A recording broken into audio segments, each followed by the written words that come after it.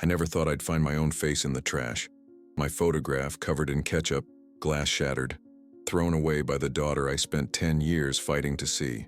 For decades, I sent letters she never received, saved gifts that were returned unopened, and lived with the pain of being erased from her life. Then one rainy night she showed up at my trailer door, desperate and homeless after her real dad, the man who stole my family, abandoned her. But as I welcomed her back into my life, I discovered something chilling. The photo in the trash wasn't an accident. It was a message. And the desperate daughter on my doorstep wasn't seeking reconciliation. She was hunting for something else entirely. What happens when the child you've longed for returns with vengeance in her heart? And what will she do when she discovers I've found a new daughter, one who never threw me away? If this story touched your heart, please follow our channel for more emotional true stories that will leave you breathless. Like and comment where you're watching from. Your support helps us share more stories that matter. And remember, family isn't always who you're born to, but who you choose. I was collecting aluminum cans outside Tucker's Market, like I did every Wednesday morning, when I saw something that made my heart stop. There, thrown in the trash, between meat scraps and soggy cereal boxes, was a picture frame with my photo, my image smiling next to my daughter when she was 6 years old. The glass was broken and my face covered in ketchup. This wasn't just garbage, it was a message. I remember standing there, my arthritis-riddled hands trembling around the plastic bag of cans I'd been gathering. The early morning dew still clung to the parking lot, but I couldn't feel the autumn chill anymore. All I felt was that familiar ache, the one that's lived in my chest for 23 years now. "You all right there, Carl?" It was Manny, the stock boy who sometimes saved cans for me. He was only 19, with a face full of acne and kind eyes that reminded me of my younger self. I couldn't speak. I just reached into the dumpster and pulled out the frame, my fingers catching on the jagged glass. A thin line of blood appeared across my thumb, but the pain didn't register. What hurt more was seeing Katie's little face, my daughter, her gap-toothed smile pressed against my cheek in the photo. We were at Coney Island that day, July 15th, 2001, the last summer before everything fell apart. "That's messed up," Manny whispered, looking at the ketchup-smeared picture. "That yours?" I nodded, wiping away the condiment with my sleeve. "My daughter must have thrown it out." "Your daughter shops here? Her husband owns the pharmacy next door." I didn't tell him how many times I'd hidden behind the newspaper rack just to catch a glimpse of her walking by, or how I'd memorized her shopping schedule, Wednesdays and Saturdays always between 9 and 10 a.m. In that moment, everything came flooding back. The 10 years of court battles, the lawyers who said I didn't stand a chance against my ex-wife's new husband, the cold stare from my daughter as she called me her biological father, with disgust in her voice. I fought for her. I went into debt for her. And now, she was throwing me away. Literally. I tucked the broken frame under my arm and continued my rounds. 3 more parking lots to go. The retirement check doesn't stretch far these days, and aluminum doesn't care if your heart is breaking. I returned to the trailer where I've lived for the past 5 years, in the Whispering Pines mobile home park on the outskirts of Rochester. It's not much, but it's clean. I've got my recliner, my books, and pictures of the life I used to have, when I was Carl Whitman, master carpenter, husband, father, before I became Carl the can collector, Carl the invisible man. The silence in my trailer was deafening that afternoon. I sat staring at the broken frame, using tweezers to pick out shards of glass from the photograph. With each piece I removed, I felt like I was performing surgery on my own memories. Then came the knocking, desperate pounding that made my thin metal door rattle on its hinges. I wasn't expecting anyone. The church food delivery wasn't until Friday, and the landlord always called before stopping by. The pounding continued, more frantic with each second. When I finally opened the door, I couldn't believe my eyes. There she was, Alana, my daughter, trembling, soaked from the sudden downpour, without makeup, without dignity. Her expensive highlights were plastered to her face, and her designer handbag was clutched against her chest like a shield. Before I could say a word, she collapsed to her knees on my worn welcome mat and whispered through chattering teeth, "Dad, forgive me. I have nowhere else to go." 23 years of waiting for her to call me Dad again, and it happened like this. Not from love, but from desperation. I should have felt triumph. Instead, I felt a cold knot form in my stomach as I helped her inside, because in her eyes, behind the tears, I saw something I recognized all too well. Calculation. The same look her mother had given me when she decided I wasn't enough anymore, when she traded up for Richard Townsend with his law degree and his summer house in the Hamptons. "What happened?" I asked, though part of me already knew. People don't seek forgiveness until they need something. Alana's mascara ran down her cheeks in black rivers as she looked up at me. "Richard's gone. He took Mom's inheritance money and left me with nothing. The bank foreclosed on the house yesterday." I stood there, one hand on the door, the other clutching the broken picture frame. Behind her through the rain, I could see the lights coming on in the trailer across from mine, where Jenny lived with her grandmother. Jenny, with her Down syndrome and her pure heart, who called me Papa Carl and brought me drawings every Sunday. Jenny, who never threw my picture in the trash. "Come in," I finally said to my daughter, stepping aside. "You're getting soaked." As Alana crossed my threshold for the first time in over 2 decades, I couldn't help but wonder if I was making the biggest mistake of my life, or if God was finally giving me a second chance at being a father. Either way, I was about to find out. While I prepared a thin soup and placed dry towels over Alana's shoulders, my head was a storm of emotions. She was my daughter, but at the same time, a complete stranger. The little girl I once tucked into bed with stories about brave knights and dragons had transformed into this woman I barely recognized. Her manicured nails, now chipped, clutched the steaming bowl as if it were the last warm thing in her world. "It's been a long time," I said, settling into my worn recliner across from her. The springs creaked under my weight, a familiar sound in the otherwise awkward silence. 23 years, she replied, not meeting my eyes. But who's counting, right? I was. I'd counted every birthday, every Christmas, every Father's Day spent staring at a phone that never rang. She sipped the soup slowly, her eyes darting around my small trailer. I could see her taking inventory, the mismatched furniture from Goodwill, the patched curtains, the collection of second-hand books that lined my makeshift shelves made from cinder blocks and planks. Her gaze lingered on the small TV that probably cost less than her sunglasses. "So, Richard just left?" I asked, trying to keep the bitterness from my voice. Richard Townsend, the man who testified in court that I was temperamentally unsuited to raise my own daughter.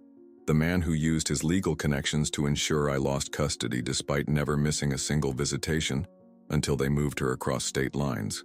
Alana's face hardened. He cleaned out Mom's accounts 3 weeks after her funeral, said he was going to invest it. Turns out he was investing in a 24-year-old yoga instructor in Miami. She laughed, but it was a hollow sound that echoed against the trailer walls. "Ironic, isn't it? You were the one Mom was afraid would abandon us. And in the end..." She didn't finish the sentence. She didn't need to. I went to get more firewood from the back of the trailer. November in upstate New York gets cruel after sunset, and the trailer's ancient heating system wheezed more than it warmed. My garden shed was barely big enough to turn around in, stacked with split logs I'd collected from construction sites and landscaping jobs. When I returned with an armful of wood, I noticed Alana's designer handbag was open on the coffee table. Something was glinting inside, catching the light from my single lamp. Trying to appear casual, I set the logs down and moved closer. With 2 fingers, I carefully pulled at what I could see. It was the same picture frame I'd rescued from the trash that morning. And there was more. Folded in half was a paper with my name at the top. My old will, scratched out, with the word trash written in red. My blood ran cold. I slipped the papers back before she noticed, but my hands wouldn't stop shaking as I built up the fire. "Where have you been staying since, you know?" I asked, keeping my back to her. "Hotels at first," she said. "Then with friends until they got tired of me. Then my car for the last 2 nights. I nodded, not trusting myself to speak. Why come to me now? Why not any of the other times when I'd reached out? The birthday cards returned unopened. The Christmas presents never acknowledged. The graduation gift, 3 months' worth of my salary, that she'd accepted without so much as a thank you note. "You can stay on the pull-out couch," I said finally. "It's not much, but it's dry."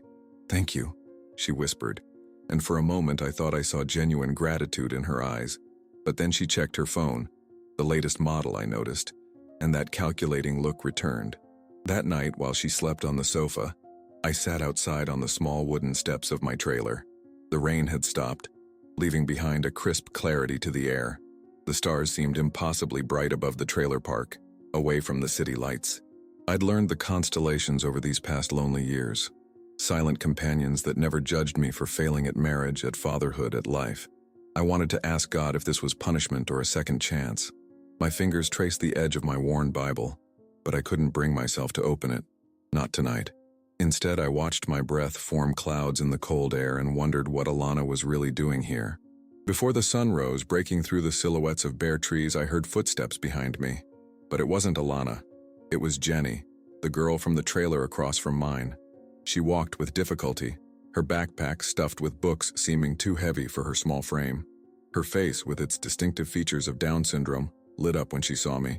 "Good morning, Daddy," she said, smiling. She always called me that. Jenny stopped at the bottom of my steps, her mittened hands holding out a small paper bag. "Grandma made extra muffins. She said you need to eat more." I took the bag, feeling its warmth against my cold fingers. "Thank you, sweetheart. You're up early for school. Special field trip today," she said proudly. "We're going to the Science Museum." As she waved goodbye, wobbling slightly as she made her way to the bus stop at the entrance of the trailer park, I felt a presence behind me. Alana stood in the doorway, watching Jenny's retreating figure with narrowed eyes. "Who's that?" she asked, her voice flat. "That's Jenny," I replied. "She's a friend." Alana's gaze shifted to the muffin bag in my hands, then back to Jenny in the distance. Something dark passed over her face, something that reminded me of her mother in our worst moments. "A friend?" she repeated, with an emphasis that made my skin crawl. "Seems like she thinks you're more than that." I didn't respond. I just held the warm bag of muffins closer to my chest, suddenly feeling very protective of the simple kindness it represented, and of the girl who'd brought it to me, without wanting anything in return. Jenny has Down syndrome, and has lived with her grandmother since her parents died in a car accident 6 years ago. Their trailer sits just across the narrow gravel path from mine, close enough that I can see their kitchen light come on every morning at 5:30 when Ms. Eleanor starts making breakfast. They moved in about 4 years ago, right after I had my heart attack. I remember that day clearly, collapsing in the garden patch behind my trailer, the taste of dirt in my mouth as I lay there wondering if this was how it would end. It was Jenny who found me. She'd been collecting dandelions and spotted my legs sticking out past the tomato plants. She didn't panic like most adults would. She just sat down cross-legged beside me, placed her small hand on my forehead and said, "You're hot like when I get sick. I'll get Grandma." That was the beginning. While I recovered, they brought me soup and cornbread. Jenny would sit at the foot of my bed and read to me from her picture books, sounding out the difficult words with determination that made my own struggles seem smaller.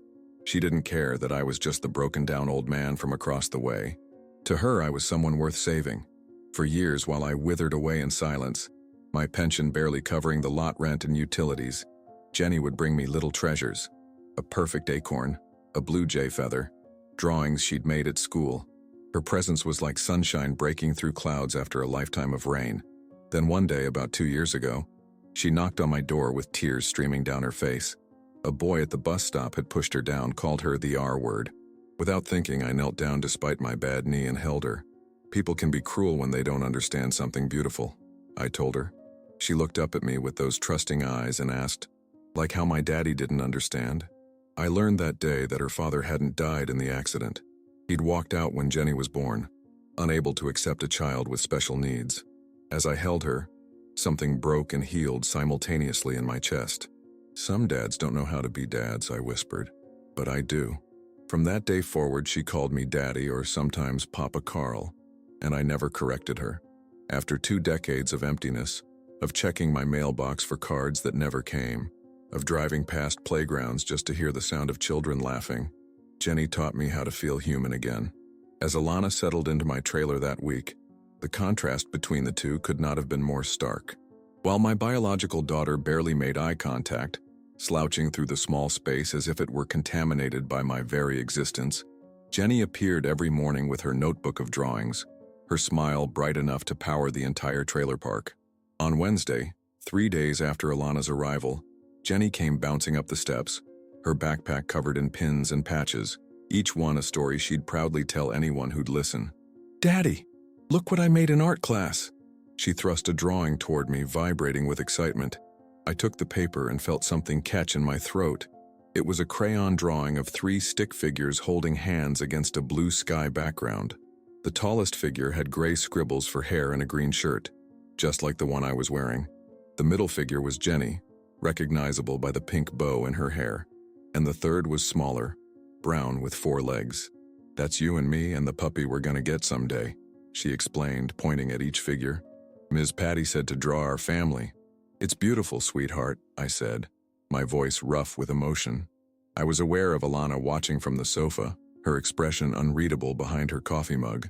"We'll put it right here on the refrigerator." Jenny beamed as I attached her artwork with a magnet shaped like a slice of pizza, another gift she'd brought me from a school field trip. Then she leaned in close and whispered, loud enough that it wasn't really a whisper at all. "Who's the lady on your couch? Is she sick? She looks mad." I chuckled nervously. "This is Alana. She's my daughter." Jenny's eyes widened to perfect circles. She looked from me to Alana and back again, processing this new information with visible confusion. "But I'm your daughter," she said finally, her lower lip beginning to tremble. Before I could respond, Alana snorted from the couch. "He's not actually your father, you know. He's just being nice." The cruelty in her voice hit me like a physical blow. I turned to her, anger rising in my chest. "Alana, that's enough." But Jenny was already backing toward the door, her expression wounded. "I know he's not my real daddy," she said, her voice small but dignified. "My real daddy didn't want me. Papa Carl wants me. That's what matters." With that, she turned and left, her sneakers making soft thuds on the metal steps. I rounded on Alana, who was scrolling through her phone as if nothing had happened. "Was that necessary?" I demanded. She didn't look up. "What?" "It's the truth. You're not her father. It's weird that she calls you that, and it's weird that you let her. What would you have me do? Push her away? Tell her she's not good enough to be loved? I've had enough of that in my life, thank you very much." That got her attention. She set her phone down, her eyes narrowing. "Is that what this is about? You're replacing me with the special needs girl from across the way?" "No one is replacing anyone," I said, struggling to keep my voice steady. "Jenny needed someone. I was there. That's all." "And where were you when I needed you?" Alana shot back. "I was fighting for you in court." The words erupted from me like lava. "I was working 3 jobs to pay child support and legal fees. I was sending letters and gifts that came back unopened. I was waiting by the phone every Sunday for a call that never came. Where was I? I was right here, Alana. I never left. You did." She flinched as if I'd slapped her, and for a moment I saw a flash of the little girl I'd lost. Vulnerable, uncertain, but it vanished as quickly as it appeared, replaced by a hardness that reminded me too much of her mother. "Richard said you abandoned us," she said flatly. "And you believed him." I was 7. What was I supposed to think? I sighed, suddenly feeling every one of my 67 years. "You're 30 now, Alana. What do you think now?" She didn't answer. Instead, she got up and walked to the small bathroom, locking the door behind her. That night, as I lay awake listening to Alana's even breathing from the sofa, I stared at Jenny's drawing on the refrigerator. 3 figures holding hands under a 2 blue sky.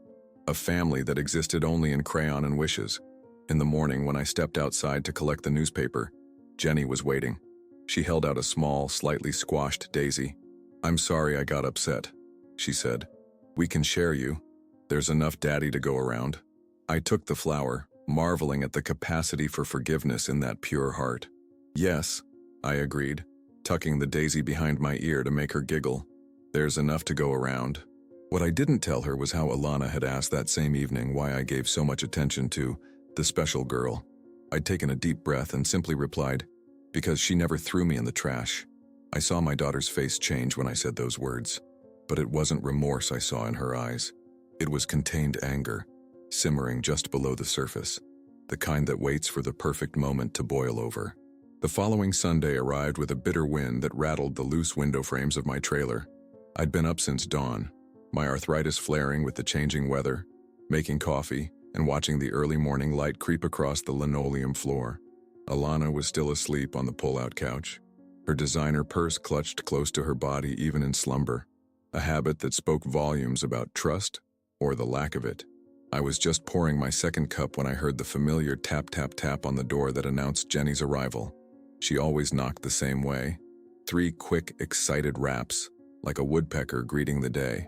I opened the door to find her bundled in a bright yellow coat, her cheeks flushed from the cold, holding what looked like an old shoebox tied with twine. "Morning, sunshine," I said, stepping aside to let her in. "What treasure have you brought today?" Jenny's visits had taken on a ritual quality over the years. Every Sunday she'd arrive with something to show me, a craft project, a library book, or sometimes just a story from school she couldn't wait to share. In a life marked by routine and modest expectations, these moments had become sacred to me. "Grandma was cleaning the attic," she explained, setting the box carefully on the kitchen table. "I found this in a big trunk. It has your name on it." I peered at the box, my curiosity piqued. Sure enough, scrawled in faded ink on one side was Carl Whitman, letters, my handwriting from another lifetime. "Can I open it?" Jenny asked, her fingers already working at the twine. "Let's see what we've got here," I said, helping her untie the knot. Inside was a stack of envelopes, yellowed with age. I recognized them immediately, and my heart sank like a stone. They were the letters I'd written to Alana after the divorce, one for every month we were apart. Letters that Sandra, my ex-wife, had promised to give to our daughter but clearly never had. Letters that somehow ended up in the possession of Eleanor, Jenny's grandmother. "Grandma said she got a box of stuff from the church donation drive years ago," Jenny explained, as if reading my thoughts. "She didn't know what was inside until yesterday." I picked up one of the envelopes. It was addressed to Alana Whitman, age 8, dated June 1999. With trembling fingers, I slid out the contents. A handwritten letter and a small, pressed daisy, now brittle with age. "Dear Alana," I read aloud, my voice barely a whisper. "Today I saw a little girl with pigtails just like yours at the park. She was feeding ducks with her dad, and for a moment I thought it was you. I miss our Saturday morning duck feedings at Johnson Pond. I saved some bread crust just in case you visit next weekend. I love you more than all the ducks in all the ponds in the whole wide world. Always, Daddy." Jenny was watching me with solemn eyes. "You sound sad in the letter," she observed. I nodded, unable to speak past the lump in my throat. Each envelope in that box contained a piece of my heart, moments and memories I'd tried to preserve for a daughter who never received them. Stories of how I stopped the car whenever I saw a child with a pink backpack like the one Alana had carried to kindergarten. Confessions about how I kept her room exactly as she'd left it for years. Dust gathering on teddy bears that would never again be hugged. "Is that lady your little girl from the letters?" Jenny asked, pointing toward the sofa where Alana still slept. "Yes," I said simply. "She is. Did she ever get to read them?" "No, sweetheart. I don't think she did."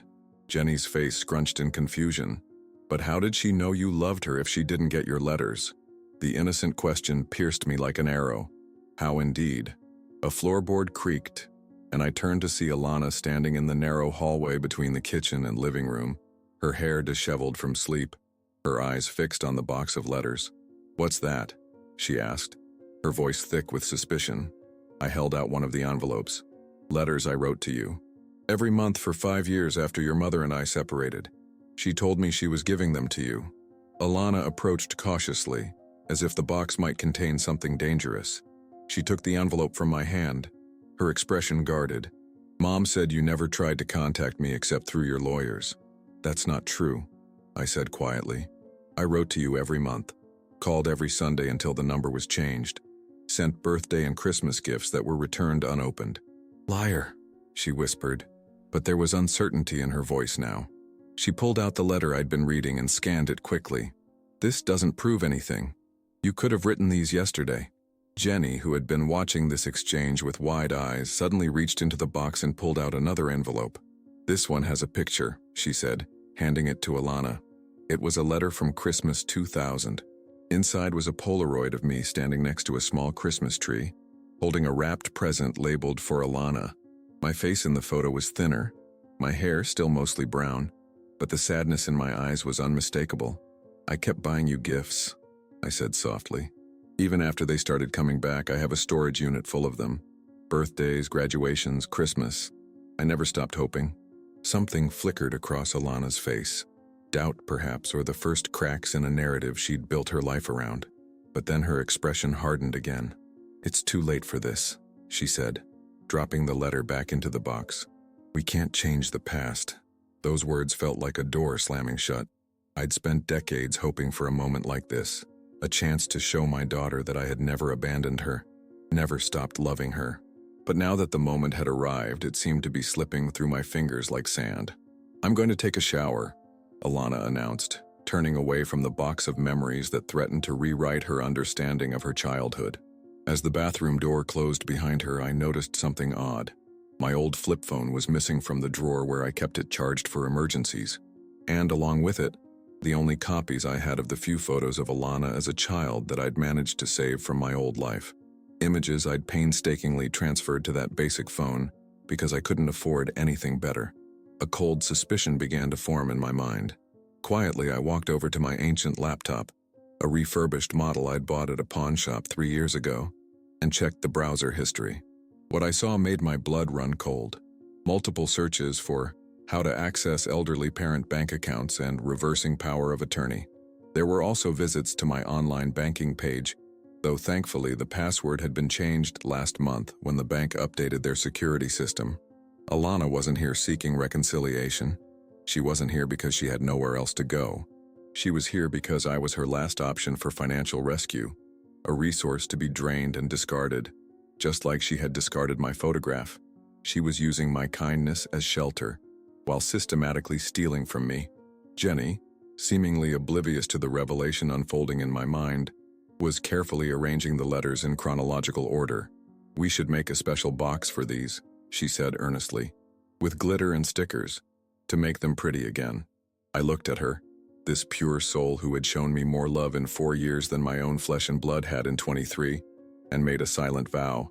No matter what happened with Alana, I would protect Jenny, from cruelty, from disappointment, and from the bitter lesson that blood doesn't always mean love.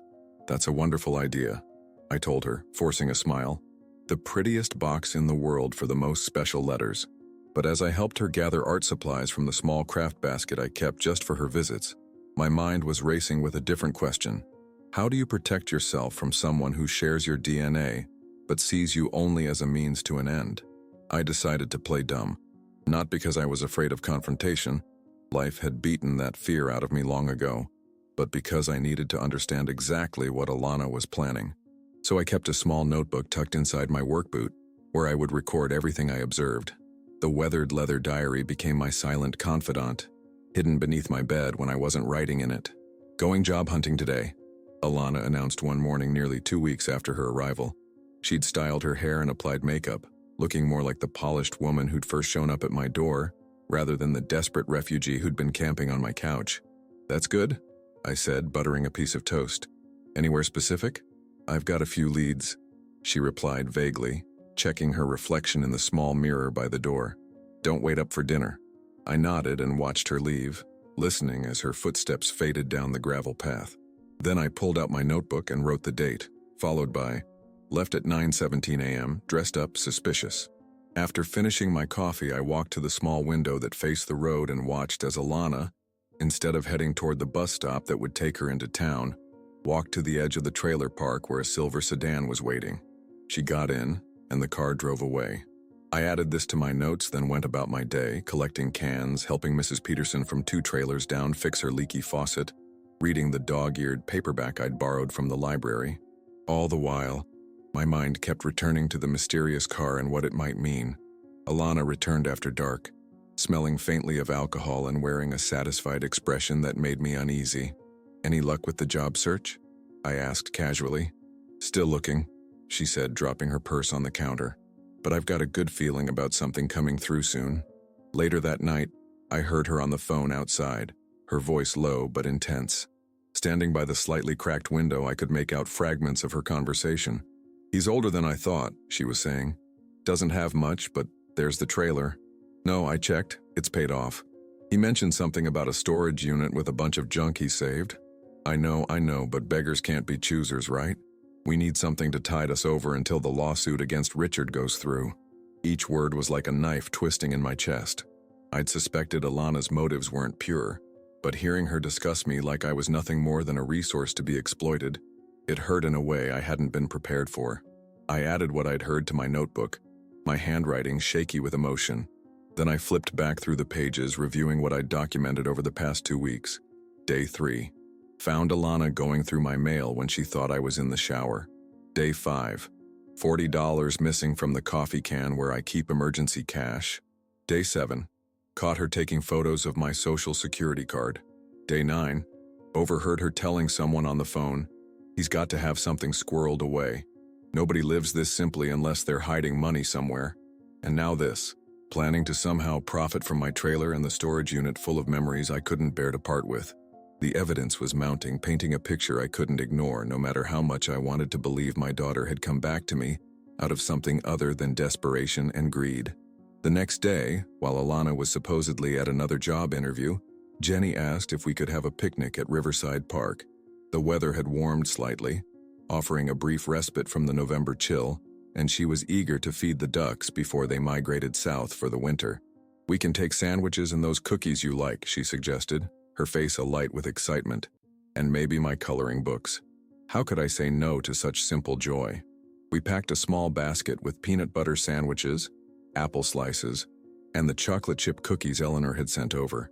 I grabbed my old film camera, a Nikon I'd had since the 90s, one of the few possessions I'd managed to hold on to through the years of poverty and displacement. The park was nearly empty, most people deterred by the gray skies that threatened rain later in the day. Jenny didn't mind. She skipped ahead of me down the path to the pond, occasionally stopping to collect a particularly interesting leaf or stone. "Look, Daddy, the ducks remember me," she called as a small flotilla of mallards paddled eagerly toward us at the water's edge.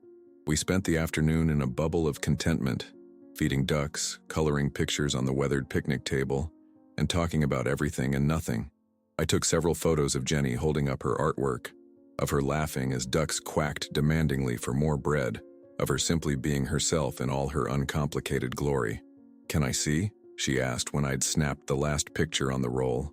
"The film has to be developed first," I explained. "But when it is, you can have whichever ones you like best." Her face lit up. "Can I have the one with the duck that tried to eat my shoelace? I want to put it in a frame next to my bed." "Of course," I promised. "A special frame for a special memory." On the walk home, Jenny's hand warm in mine despite the chill, I found myself thinking about frames. The one that had held my discarded photo, the ones that would soon display these new memories, and the invisible ones that contained the stories we tell ourselves about who we are and what we deserve. When we returned to the trailer park, I developed the film in the small bathroom I'd converted into a makeshift darkroom years ago, another relic of a hobby I'd refused to abandon despite financial constraints. As the images appeared like magic in the chemical bath, I felt a sense of peace I hadn't experienced since before Alana's return. There was one photo in particular that captured my heart. Jenny sitting on a park bench holding a dandelion, her face suffused with a joy so pure it made my chest ache. I carefully dried it and slipped it inside the folder containing my new will, the one I'd updated after my heart attack, leaving my meager possessions to Eleanor for Jenny's care. It seemed fitting to include this image of true happiness as a reminder of what really mattered in the end. I was just cleaning up when I heard Alana return. She stalked into the trailer, tossing her purse onto the counter with unusual force. "Bad day?" I ventured. She glared at me. "I heard you went to the park, with her." The way she said "her" made my skin crawl, like Jenny was something distasteful rather than the bright spot in an otherwise dim existence. "We had a picnic," I said simply. "Would you have liked to come?" Alana's laugh was bitter. "Playing happy families with the retard from across the street? No thanks." The slur hit me like a physical blow. "Don't ever use that word in my house again," I said, my voice low and dangerous. "Her name is Jenny, and she has shown me more kindness and love than anyone else in the past 20 years. "How touching," Alana sneered. "The lonely old man and his charity case. Does she know you're not really her daddy? That you're just some pathetic substitute because her real father didn't want her?" I felt something snap inside me, not like breaking, but like the release of a bowstring, propelling truth with deadly accuracy. "And does your mother know you're here trying to scam me out of what little I have left? Or are you that desperate now that Richard's abandoned you too?" Her face went pale, then flushed with anger. "You don't know anything about my life. I know you've been searching my trailer for valuables. I know you've been photographing my personal documents. I know you've been on the phone plotting how to get your hands on my trailer and whatever you think might be in my storage unit." For a moment, shock registered on her face. She hadn't expected me to be paying attention. Then her expression hardened into something eerily reminiscent of her mother at her worst. "What does it matter?" she spat. "You owe me. 23 years of no father? Yeah, I think that entitles me to whatever I can get from you now." The raw honesty of her greed was almost refreshing after weeks of pretense. "I tried to be your father, Alana. Your mother and Richard made sure that didn't happen." "Convenient excuse," she muttered. "It's the truth. But it doesn't matter now." I moved to the small desk in the corner and pulled out the folder with my will. Opening it, I showed her the photo of Jenny I'd just added. "What matters is that we have choices about who we become. Every day we choose who deserves our love and loyalty." Alana stared at the photo, her expression unreadable. "So that's it? You're choosing her over your own flesh and blood?" "No," I said quietly. "You made that choice for both of us a long time ago. I'm just finally accepting it." The morning after our confrontation, I woke to find Alana sitting at the kitchen table, scrolling through her phone as if nothing had happened. The harsh words we'd exchanged seemed to hang in the air between us, invisible but impossible to ignore, like smoke after a fire. I poured myself a cup of coffee, the familiar routine offering small comfort in the midst of emotional chaos. My hands trembled slightly. Whether from age or stress, I couldn't tell anymore. "We need to talk," I said finally, sitting across from her. Alana looked up, her expression carefully neutral. "About what?" "About why you're really here. About what happens next." She set her phone down, folding her manicured hands on the table. In the weak morning light filtering through the thin curtains, I could see the resemblance to her mother more clearly than ever. The calculating gaze, the slight tilt of her chin that suggested she was always looking down at the world even when sitting. "Fine," she said. "Let's talk." I took a deep breath, gathering courage for what needed to be said. "I want you to know that I understand desperation. I understand what it feels like to have nowhere to turn, to do things you're not proud of just to survive." Her eyes narrowed slightly, wary of where this was heading. "When your mother left and took you with her, I spent every penny fighting for custody. When that failed, I worked 3 jobs to keep up with child support and still put a little aside for your college fund. When Richard convinced the court to move you across state lines, I sold our house, the one I built with my own hands, and moved to a studio apartment in Connecticut just to be closer." I paused, taking a sip of coffee to steady myself. "I ended up living in my car for 6 months when the recession hit and I couldn't find work. I ate at soup kitchens. I showered at truck stops. But I never stopped sending what I could for you." "Is this supposed to make me feel sorry for you?" Alana asked, but there was less bite in her tone than I'd expected. "No, it's to help you understand that I know what it's like to hit rock bottom. And that's why, despite everything, I want to help you. The right way." Her expression flickered with something that might have been hope. "What do you mean?" "I don't have money, Alana. What you see is what I have. This trailer, paid off but worth maybe $15,000. A storage unit full of memories but nothing of real value. A truck that breaks down more than it runs. But I do have skills. I know carpentry, plumbing, basic electrical work. I could help you get on your feet legitimately." She scoffed, the momentary vulnerability vanishing. "I have a business degree from Penn State. I'm not exactly looking to become a handywoman." "Then what are you looking for?" I asked quietly. Alana's gaze drifted around the small trailer, taking in the worn furniture, the patched curtains, the secondhand everything. "I don't know anymore," she admitted finally. "When Richard left, he didn't just take the money. He took my identity. I was the successful lawyer's wife. I had status, connections. Now you're just Alana," I finished for her. "And maybe that's not such a bad thing." She laughed bitterly. "Easy for you to say. You've always been comfortable with being nobody." The words stung, all the more because there was a grain of truth in them. In the eyes of the world, I was nobody. Just another struggling old man in a trailer park, collecting cans to supplement his meager pension. "I'm somebody to Jenny," I said simply. Alana's expression hardened at the mention of Jenny's name. "Why do you care so much about that girl? She's not your responsibility." I thought about how to answer that, how to explain the profound connection I felt to a child who had no biological claim on me, but who had claimed my heart nonetheless. "After your mother left with you, I thought I'd never be a father again," I began slowly. I thought that part of my life was over. And then Jenny found me having a heart attack in my garden and sat with me until help came. She read to me while I recovered. She brought me dandelions and seashells and drawings. She needed someone to care about her, and so did I. But she's... Alana hesitated. She's what? Different? Special needs? Yes, she is. And she's also kind and loyal and sees the good in people even when they can't see it themselves. She's not your daughter, Alana said flatly. I met her gaze steadily. Neither are you anymore. Not in any way that matters. The words hung between us, heavy with decades of loss and disappointment. Alana's face went through a series of emotions: shock, anger, hurt, and then something colder. You always preferred the weak ones, didn't you? She said, her voice low and venomous. That's why Mom left. That's why you couldn't keep up with Richard in court. That's why you're stuck here with the trailer trash and retards. You're a failure. She spat the last word, punctuating it by actually spitting on the floor at my feet. I should have been angry. I should have shouted back, defended myself, thrown her out on the spot. But looking at my daughter, this stranger wearing Alana's face, all I felt was a profound sadness. Somewhere along the way, she had become someone I didn't recognize, someone whose value system was so foreign to mine that we might as well have been speaking different languages. I'm sorry you feel that way, I said quietly, but I think it's time for you to leave. Alana didn't move, surprise registering on her face.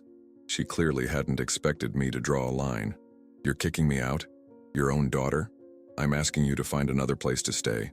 I'll help you with a deposit on an apartment if you need it. I'll even help you move, but you can't stay here anymore. Because of that girl? She demanded incredulously. Because of who you've chosen to become, I corrected gently. And because I deserve better than to be used and discarded. Again. She stared at me for a long moment, as if seeing me clearly for the first time. Then, without another word, she stood and walked to the bathroom, slamming the door behind her. That night I couldn't sleep. I sat at the small desk in the corner of my bedroom, a single lamp casting long shadows across the wood-paneled walls. On a piece of my good stationery, the kind I saved for important occasions, I wrote a letter and placed it on the kitchen table. The only inheritance I'm going to leave is the memory of what you chose to be, it said.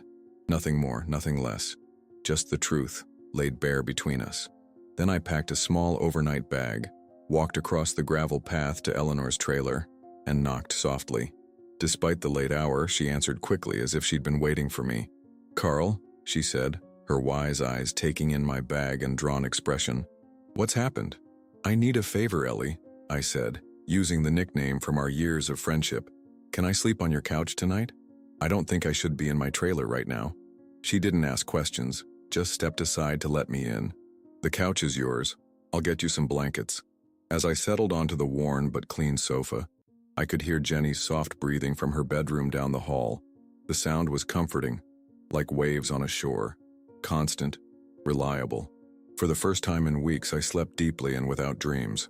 When I returned to my trailer the next morning, it was empty.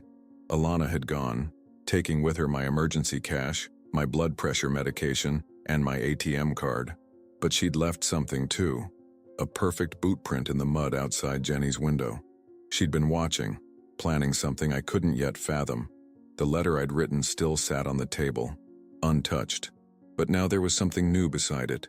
My old flip phone, the screen cracked, the battery removed, and on the back, scratched deeply into the plastic with what must have been a knife or key.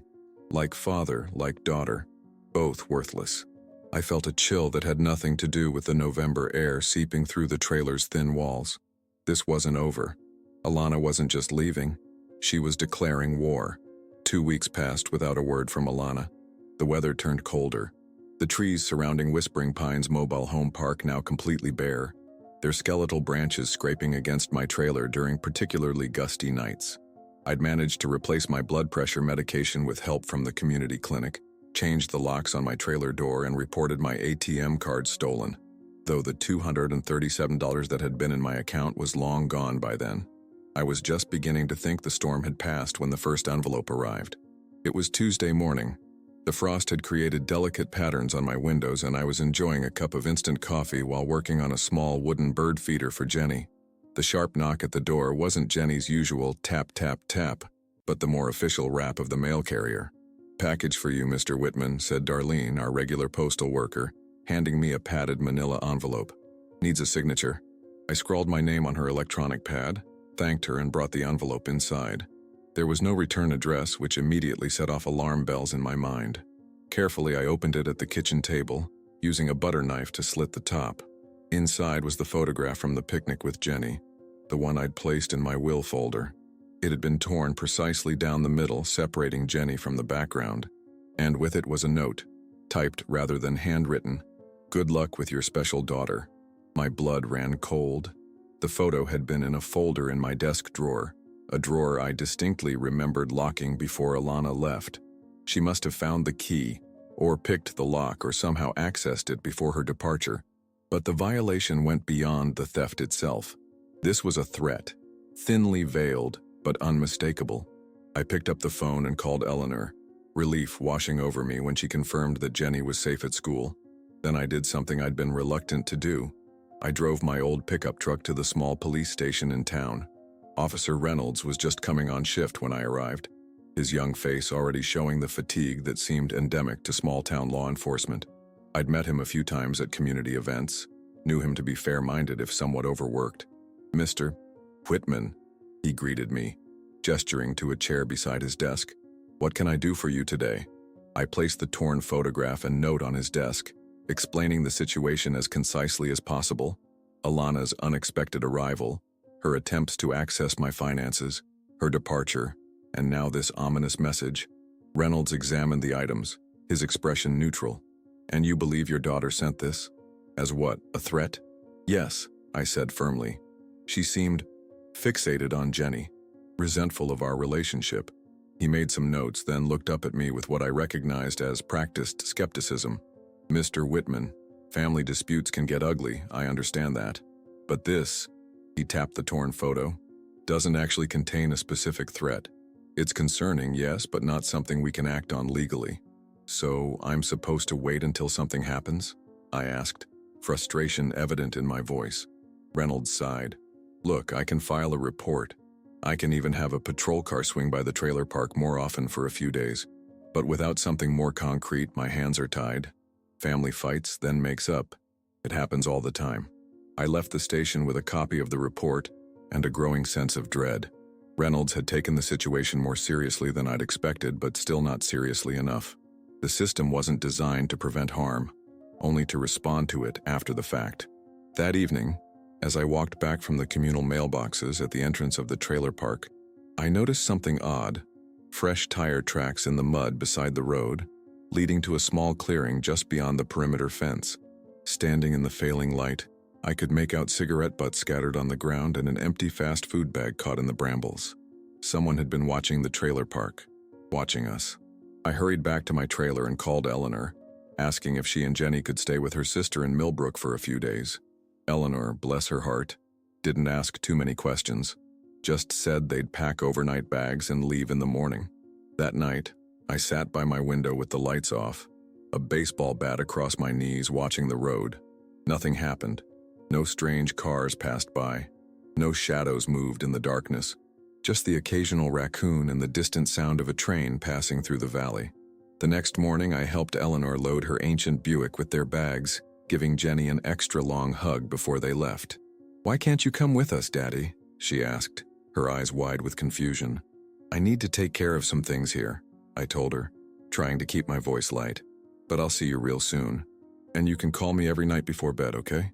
She nodded solemnly, placing a small paper crane in my hand, one she'd learned to fold in art class. "For protection," she whispered. "Mrs. Lee says cranes bring good luck." I tucked the fragile origami into my shirt pocket right over my heart. "Then I'll be the luckiest man alive." 3 days passed without incident. I kept to my routine, collecting cans in the morning, doing odd jobs around the trailer park in the afternoon, reading by lamplight in the evening. But I remained vigilant, checking locks twice, keeping the baseball bat within reach, scanning the perimeter of the park whenever I ventured outside. On the 4th day, another envelope arrived. This one slipped under my door sometime during the night. I found it when I stepped into the kitchen for my morning coffee, nearly tripping over the corner peeking out from beneath the worn welcome mat. My hands shook as I picked it up, heavier than the last one. about the size of a greeting card. No address, no markings of any kind. Just a plain white envelope sealed with tape. Inside was a small voice recorder, the kind used for dictation or lecture notes.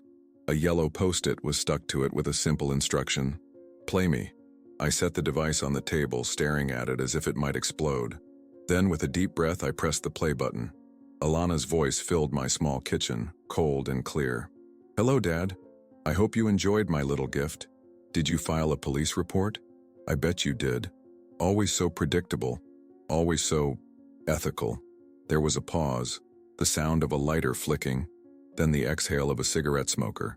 "I've been thinking about what you said, about the only inheritance you'll leave being the memory of what I chose to be. It's funny, because I've been thinking the same thing about you. What will your precious Jenny think when she finds out what kind of man you really are?" Another pause, longer this time.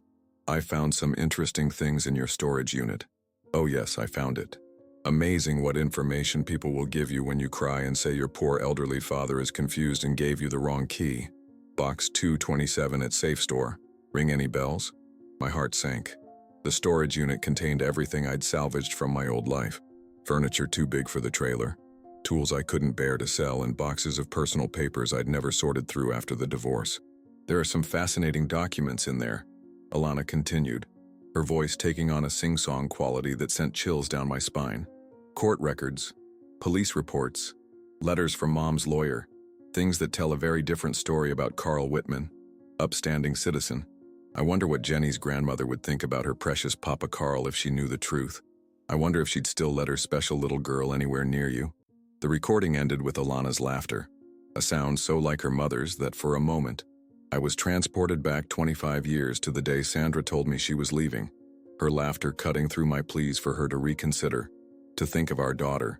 I sat at the kitchen table long after the recorder fell silent, my coffee growing cold beside me. What truth was Alana referring to? What could possibly be in those storage boxes that would paint me in such a damning light? And then I remembered the restraining order. The one Sandra had taken out during the divorce based on allegations I'd never understood, claiming I had a violent temper and had made threats.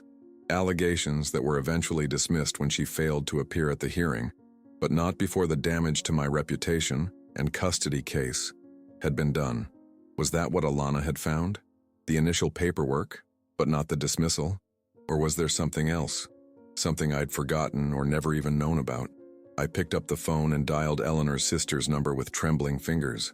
"Is everything okay with Jenny?" I asked the moment Eleanor answered. "She's fine, Carl. We're all fine. What's wrong? You sound awful." "Nothing," I lied, relief making my voice shake. "Just checking in. Give Jenny my love, will you? Tell her Papa Carl misses her very much." After hanging up, I made a decision. I needed to see what was in that storage unit, what Alana had found and what she might be planning to use against me. I grabbed my jacket and truck keys, determination overriding the fear that had kept me paralyzed at the kitchen table.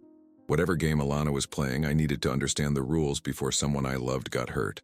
Safe Store stood on the edge of town, a sprawling complex of orange metal buildings surrounded by a chain-link fence topped with barbed wire.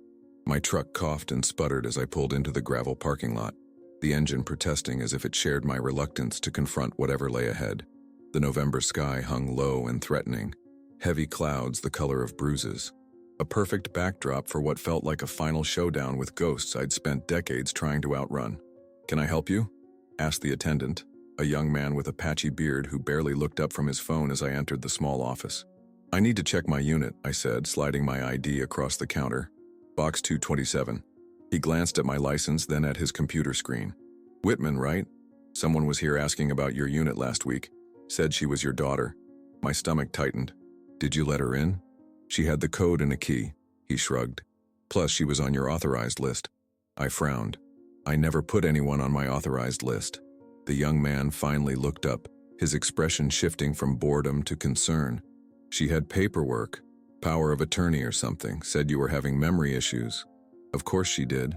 Alana had always been resourceful, a quality I'd once been proud of before it was turned against me. "I need to see what's missing," I said firmly. "And I need to change the access code. Today." 10 minutes later, I was standing in front of my storage unit, key in hand, heart hammering against my ribs like it was trying to escape. The padlock clicked open, and I rolled up the metal door, wincing at the screech of rusty hinges. The 10x10 unit was packed with the remnants of my former life. A mattress and box spring leaning against one wall, tools carefully hung on pegboard, boxes stacked in precarious towers. At first glance, nothing seemed disturbed, but as I moved deeper into the space, I noticed subtle signs of intrusion. Boxes had been opened and hastily resealed. Papers had been rifled through, their edges no longer aligned in the neat stacks I'd maintained. In the back corner, hidden behind an old dresser, was the fireproof safe where I kept my most important documents. I knelt before it, my arthritic knees protesting, and dialed the combination: Alana's birthday, a choice that now seemed painfully ironic. The safe was empty except for a single manila folder labeled Court Records, 1999. I opened it with trembling hands, already knowing what I would find. The restraining order paperwork was there, just as I remembered. Sandra's sworn statement claiming I had threatened her during an argument, that I had a history of explosive anger and unpredictable behavior. What was missing was the dismissal order from 3 months later, when Sandra failed to appear at the hearing and admitted through her lawyer that she had exaggerated her claims to gain leverage in the custody battle. Without that crucial document, the restraining order told only half the story, the half that painted me as a dangerous man, someone who shouldn't be trusted around children, someone like Jenny. As I sat on the cold concrete floor of the storage unit, surrounded by the physical remnants of my past, I felt a clarity I hadn't experienced in years. Alana wasn't just trying to hurt me or extract money from me. She was trying to take away the one thing that gave my life meaning: my relationship with Jenny. I gathered what remained in the safe, locked up the storage unit, and changed the access code before driving straight to the police station. Officer Reynolds was off duty, so I spoke with Sergeant Martinez, a veteran officer with kind eyes and a no-nonsense demeanor. "Mr. Whitman," she said after listening to my story, "what you're describing sounds like identity theft, breaking and entering, and possibly blackmail. We can definitely file charges." "I don't want to press charges," I said, surprising myself with the certainty in my voice. "I just want protection, for Jenny and her grandmother, not for me." Martinez studied me for a long moment. "Are you sure about not pressing charges? Your daughter has committed serious crimes." I nodded slowly. "She's still my daughter. Something broke in her long ago, and it wasn't entirely her fault, but I need to make sure she can't hurt Jenny." In the end, Sergeant Martinez helped me file for an emergency restraining order against Alana, a bitter irony that wasn't lost on me. She also arranged for a patrol car to check on the trailer park regularly and gave me her personal cell number to call if anything else happened. "One more thing," I said as I was leaving. "Could you write an official statement confirming that the original restraining order against me was dismissed? I want to have it ready, just in case." 1 month later, Jenny and Eleanor had returned to their trailer, and life had settled into a cautious normalcy. There had been no more packages, no more threats. The restraining order against Alana seemed to be working, or perhaps she had simply moved on to another target, another scheme.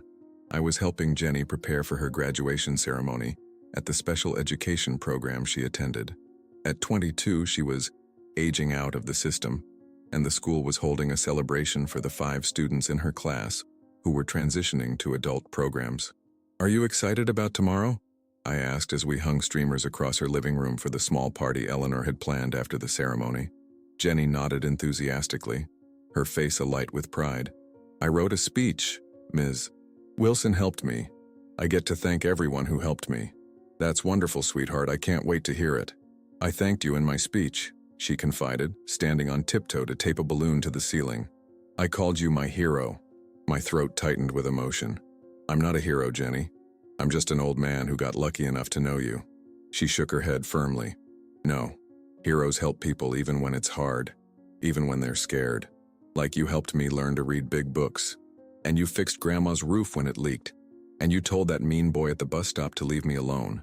I smiled, remembering the day I'd confronted the teenager who'd been bullying Jenny, not with threats or aggression, but with calm words about respect and dignity that had somehow gotten through to him. The next day I sat in the school auditorium, uncomfortable in my one good suit, watching Jenny and her classmates receive their certificates. When it was her turn to give her speech, she stepped up to the microphone with a confidence I'd never seen before. "My name is Jenny Martinez," she began, her voice clear despite her nervousness. "And I want to thank all the people who helped me get here today." She thanked her teachers, her grandmother, her classmates. And then she looked directly at me, sitting in the third row. "And I want to thank my daddy, Papa Carl. Not the daddy who left, but the daddy who stayed. The one who taught me that family isn't just who you're born to, but who you choose. He's my hero. And I'm the luckiest girl in the world because he chose me too." There wasn't a dry eye in the auditorium as Jenny finished her speech and walked off the stage to thunderous applause. I sat frozen in my seat, tears streaming down my face, overwhelmed by a love so pure it seemed almost holy. As we filed out of the auditorium after the ceremony, a police car pulled up to the curb. Sergeant Martinez stepped out, her expression grim.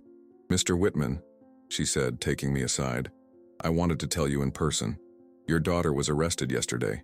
She tried to open a credit card in your name, and when the bank became suspicious, she presented altered documents claiming power of attorney." I absorbed this news with a strange detachment, as if she were talking about a stranger rather than my only child. When they questioned her, she mentioned your name repeatedly, said you owed her something. "The prosecutor asked me to find out if you want to press charges now." I looked over at Jenny, who was showing her certificate to her grandmother, her face radiant with joy and accomplishment. "No," I said firmly. "I don't want to be involved, but I would like to send her something if that's allowed." The next day, I packaged up the torn photograph from the picnic, now carefully taped back together and placed in a new frame. With it, I included a note that simply said, "I forgive you. I hope someday you can forgive yourself." I never heard back from Alana. I don't know if she's still in jail, or if she moved away, or if she's standing outside the trailer park at this very moment, watching and waiting. But I've stopped looking over my shoulder, stopped jumping at every unexpected sound. The photograph now hangs on my living room wall, not because of Alana, but because of the moment it captures. Jenny's pure joy, the dandelion clutched in her small hand, the trust in her eyes as she looked at me behind the camera. Next to it hangs the crayon drawing she made years ago, 3 figures holding hands beneath a 2 blue sky. Me, Jenny, and the puppy we never got. Except we did get that puppy, eventually. A small terrier mix from the shelter, with 1 floppy ear and boundless energy. Jenny named him Hero, and he sleeps at the foot of my bed every night. In that drawing, in that photograph, I exist, I matter. I am loved not for what I can provide or what I represent, but simply for who I am. And in the end, isn't that what we're all looking for? Not wealth or status or revenge, but the simple acknowledgement that our presence in this world means something to someone else. It took me 67 years and a broken heart to learn that lesson. But as I watch Jenny playing with Hero in the small patch of grass between our trailers, I know with absolute certainty that it was worth the wait. Sometimes the hardest lesson in life is recognizing when to let go and when to hold on. Carl's journey from abandonment to finding unconditional love wasn't just about a father-daughter relationship. It was about discovering that family transcends blood. What would you have done in Carl's position? Would you have welcomed back the daughter who discarded you? Or would you have protected your heart and the new family you created? True wealth isn't measured by what's in our bank accounts, but by who remains by our side when we have nothing else to offer. Jenny taught Carl that love doesn't need to be earned or bought. It simply needs to be given freely, without expectation. And perhaps that's the most profound gift we can receive. To be valued not for what we provide, but simply for who we are. If this story touched your heart, please take a moment to like, share, and subscribe to our channel. Your support helps us continue bringing these powerful true stories to light. Comment below with your thoughts. Would you have forgiven Alana, or would you have chosen differently? Every story we share is a reminder that we're all connected by the universal search for belonging and love, even in the most unexpected places.